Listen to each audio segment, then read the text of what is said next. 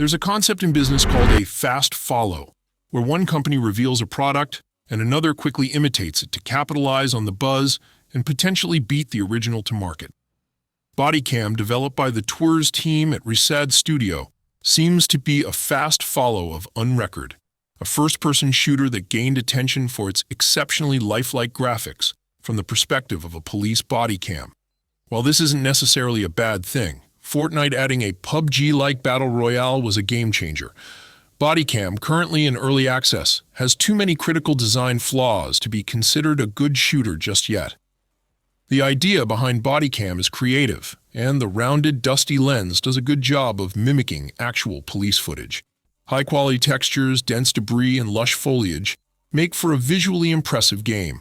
The lighting effects are particularly excellent, with a broad range from pitch-black hallways to blindingly bright flashlights, which factor heavily into team-based strategies.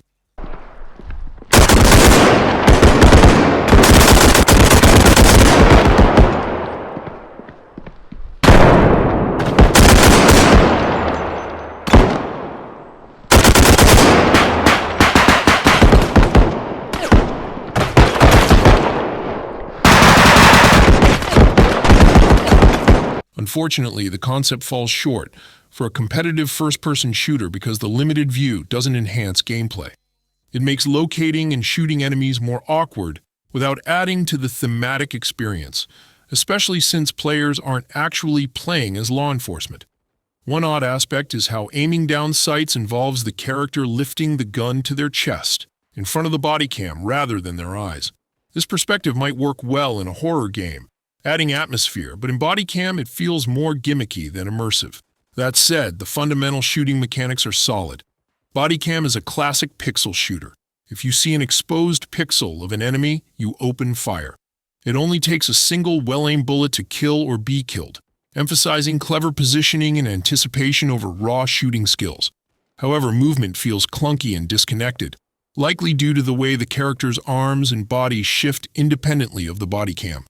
Minor obstructions can easily stop you, and in a game where quick movement is crucial, this can be both annoying and deadly. Despite these issues, the 6 current levels in BodyCam are generally well designed.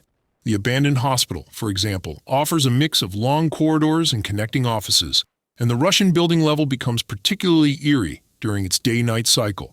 The airsoft arena, complete with a plywood mock-up of a house and person-shaped training dummies, adds variety.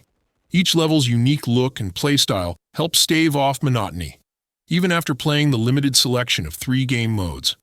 Team Deathmatch is the standout mode, with up to 10 players split into 2 teams of 5 using randomized weapons each round. This elimination-based mode, with no respawns, ramps up the tension and strategic play. However, standard deathmatch is problematic. Quick respawns and poorly managed spawns remove the tactical element, often leading to frustratingly short lives. Body Bomb, where one team tries to plant and defend a bomb, has potential, but suffers from balance issues. The bomb team often scores too easily, sapping the competitive energy. Matches in BodyCam can drag on, often lasting up to 30 minutes, which feels excessive for a small squad shooter. The use of peer-to-peer connections means if the host quits, the match ends, a frequent and frustrating occurrence. The ranking system, while functional, has quirks, such as only rewarding the top player in deathmatch, even if others perform well. Cosmetic progression in BodyCam is limited and pricey.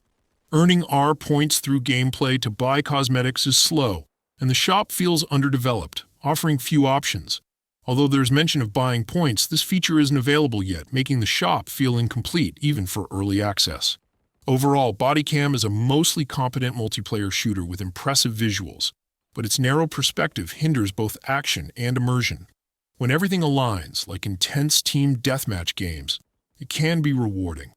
However, the game needs significant reworks and rebalancing, especially in the respawn system, to truly shine.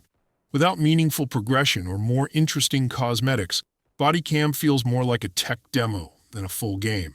It's best to wait for it to be more fleshed out before diving in. For more shooter action, check out our reviews of Gray Zone Warfare and X-Defiant. And for everything else, stick with Discovery 1.